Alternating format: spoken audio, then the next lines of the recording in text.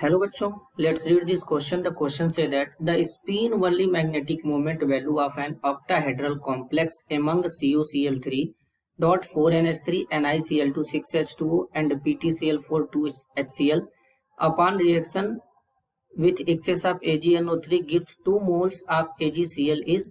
और यहाँ पर नियरेस्ट इंटीजर बताना है बच्चों। तो सबसे पहले समझेंगे की कॉन्सेप्ट होगा मैग्नेटिक मोमेंट। अब बच्चों मैग्नेटिक मोमेंट कैसे कैलकुलेट करते हैं सबसे पहले ये समझेंगे। तो मैग्नेटिक मोमेंट कैलकुलेट का फॉर्मूला होता है कैलकुलेट करने का mu is equal to root में n इंटू n प्लस 2 और यहाँ पे लिखेंगे bm का मतलब होता है बोहर मैग्नेटॉन, ये मैग्नेटिक मोमेंट का यूनिट होता है, और n होता है नंबर ऑफ अनपेयर्ड इलेक्ट्रॉन। तो सबसे पहले फॉर्मूले को इस तरीके से यहाँ पर अरेंज करेंगे। CuCl3 यहाँ पर बच्चों गिवन है और उसके साथ में 4NH3 है इस तरीके से।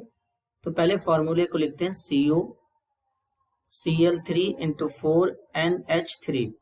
अगर हम इसको अरेंज करेंगे तो यहाँ पर CuNH3 बच्चों हो जाएगा 4 टाइम्स और यहाँ पर हो जाएगा Cl2, एक Cl कोऑर्डिनेशन स्फीयर के बाहर होगा।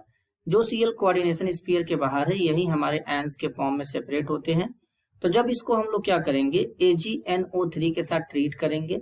AgNO3 मतलब सिल्वर नाइट्रेट के साथ ट्रीट करेंगे। तो यहाँ पर AgCl का 1 मोल मिलेगा, एक प्रेसिपिटेट, ये 1 मोल मिलेगा बच्चों, और इसका व्हाइट प्रेसिपिटेट होता है। और बच्चों यहाँ पर ये जो Cl है बेसिकली अगर हम समझे यहाँ पर तो केवल एक ही Cl कोऑर्डिनेशन स्फीयर के बाहर है, तो केवल 1 मोल AgCl मिलेगा और साथ में इस तरीके से CuNH3 4Cl2 और यहाँ पर हो जाएगा NO3 इस तरीके से ये कॉम्प्लेक्स बन जाएगा। तो इसमें AgCl केवल 1 मोल बना है, जहां पर AgCl 2 मोल बनेगा उस कॉम्प्लेक्स में जो सेंट्रल मेटल आयन है उसका हमको मैग्नेटिक मोमेंट कैलकुलेट करना पड़ेगा। तो यानी इसका मैग्नेटिक मोमेंट कैलकुलेट नहीं करना है, जहां पे 2 मोल AgCl मिलेगा उसका कैलकुलेट करना है। दूसरा कॉम्प्लेक्स है NiCl2 6H2O।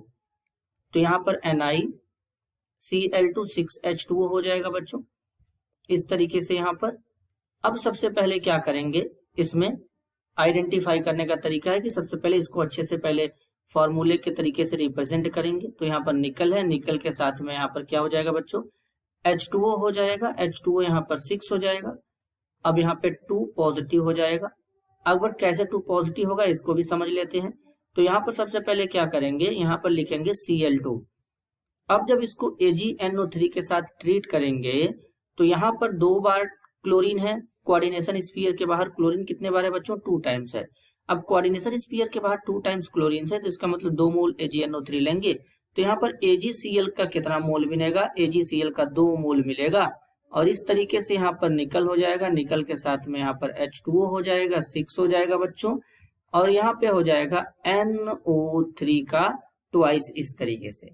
नेक्स्ट है PtCl4 2HCl। तो अगर हम इस तरीके से अगर इसको लिखें तो यहाँ पर क्या है बच्चों Pt है मतलब प्लेटिनम है, Cl4 है, 2HCl है।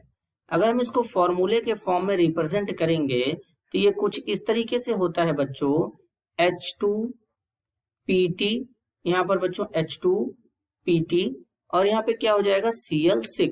तो अब अगर हम इस कॉम्प्लेक्स में देखें तो यहाँ पर तो हमारा कोऑर्डिनेशन स्फीयर के बाहर कोई भी क्लोरीन नहीं है। तो मतलब अगर हम यहाँ पर AgNO3 लेंगे तो AgNO3 लेने के बाद यहाँ पर किसी भी टाइप्स का व्हाइट प्रेसिपिटेट नहीं मिलेगा AgCl का, तो ये रिएक्शन प्रोसीड नहीं होगा। तो अब क्या करेंगे, 2 मोल AgCl कहाँ मिला है, निकिल वाले कॉम्प्लेक्स में। तो निकिल वाले कॉम्प्लेक्स को लेंगे NiH2O whole 6 Cl2, NiH2O whole 6 और यहाँ पे बच्चों लिखेंगे Cl2।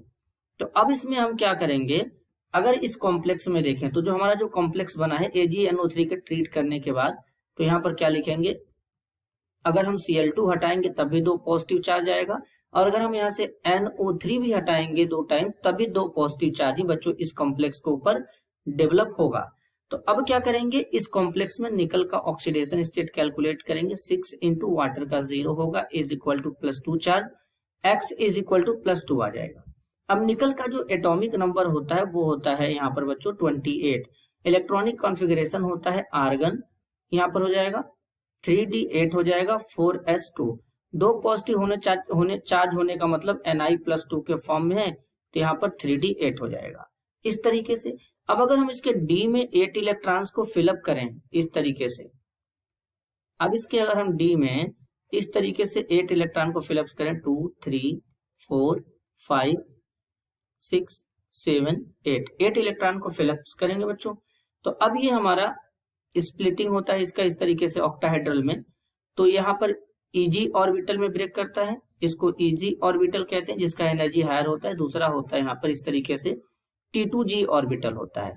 तो अब इसमें अगर इलेक्ट्रॉन को फिलअप करेंगे तो 1 2 3 4 5 6, पहले 6 इलेक्ट्रॉन इसमें फिलअप कर लेंगे, यहाँ पर बेसिकली इस तरीके से फिलअप हो जाएगा। तो अब यहाँ पर 2 इलेक्ट्रॉन 1 और 2 इस तरीके से फिलअप कर देंगे, इसको T2G कहते हैं बच्चों।